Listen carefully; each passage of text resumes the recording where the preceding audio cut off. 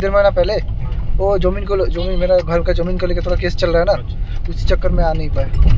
अभी भी चल रहा है। কি কেস ওরা? হ্যাঁ, অন্য লোকে দখল করে আছে নাকি? না দখল নয়, মানে অ্যাকচুয়ালি আমাদেরই জায়গা ছিল। এরপর হচ্ছে ওখানে আমরা বাড়ি ভেঙে করে নতুন বাড়ি করা হচ্ছে। তাহলে ওই যখনই ভাঙা হয়েছে না, তখনই আর বাড়ি করতে দিচ্ছে না। কেন? কারণ এবার আমি আমার ঘরের ফ্রন্ট দিয়ে তো রাস্তা দিতে পারবো না, ওইটা নিয়ে কেস চলছে।